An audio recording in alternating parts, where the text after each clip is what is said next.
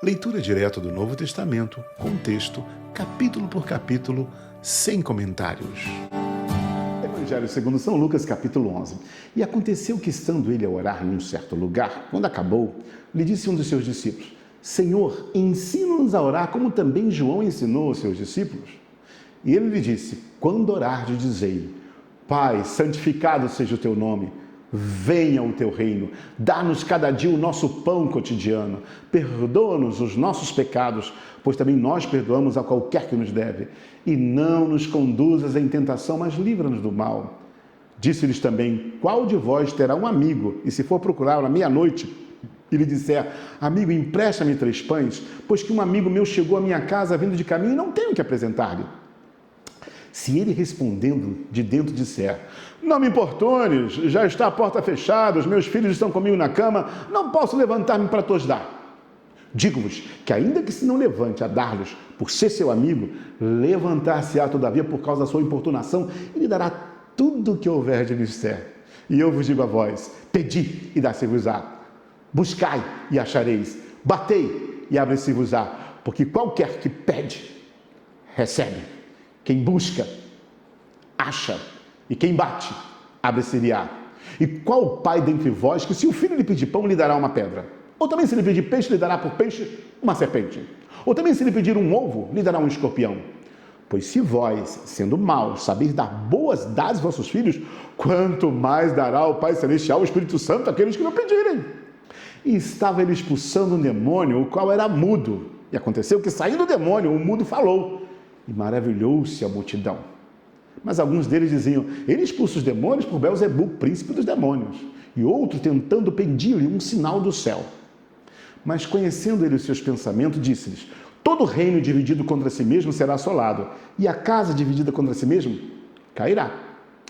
E se também Satanás está dividido contra si mesmo, como subsistirá o seu reino? Pois dizeis que eu expulso os demônios por Belzebu. E se eu expulso os demônios por Belzebu, por quem os expulsam os vossos filhos? Eles, pois, serão os vossos juízes. Mas se eu expulso os demônios pelo dedo de Deus, certamente a vós é chegado o reino de Deus. Quando o valente guarda armado a sua casa, em segurança está tudo quanto tem. Mas sobrevindo outro mais valente do que ele, vencendo, tira-lhe toda a armadura em que confiava e reparte os seus despojos. Quem não é comigo é contra mim. Quem comigo não ajunta, espalha. Quando o espírito imundo tem saído do homem, anda por lugares secos buscando repouso e não achando, diz: tornarei para minha casa de onde saí. E chegando, acha varrida e adornada.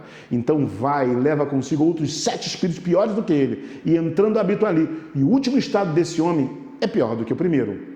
E aconteceu que, dizendo ele essas coisas, uma mulher dentre a multidão, levantando a voz, lhe disse: bem-aventurado o ventre que te trouxe e os peitos em que mamaste. Mas ele lhe disse antes: bem-aventurados os que ouvem a palavra de Deus e aguardam.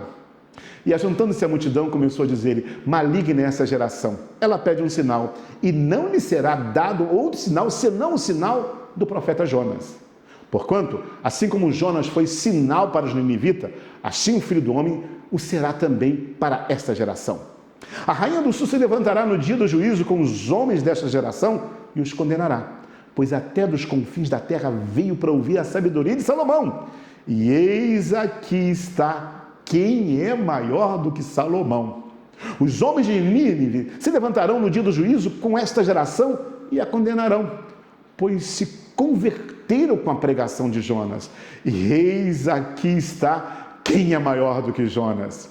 E ninguém, acendendo uma candeia, a põe em oculto, nem debaixo de um alqueire, mas no velador, para que os que entram vejam a luz. A candeia do corpo é o olho. Sendo, pois, o teu olho simples, também todo o teu corpo será luminoso.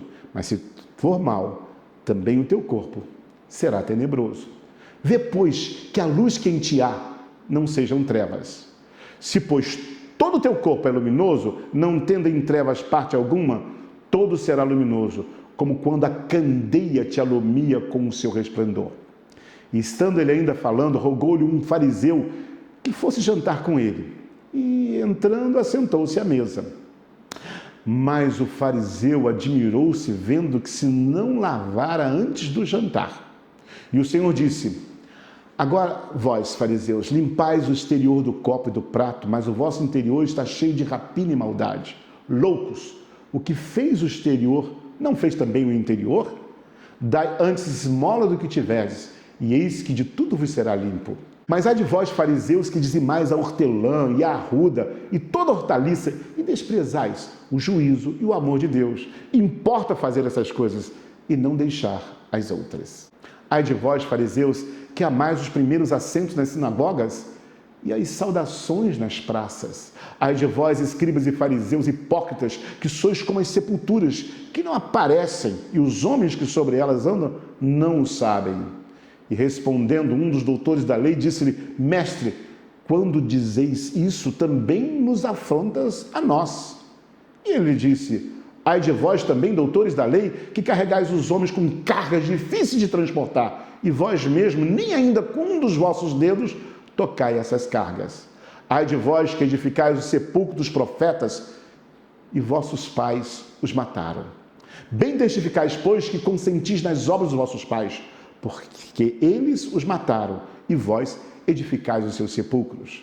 Por isso também a sabedoria de Deus diz: profetas e apóstolos lhe mandarei, e eles matarão uns e perseguirão a outros, para que desta geração seja requerido o sangue de todos os profetas que desde a fundação do mundo foi derramado.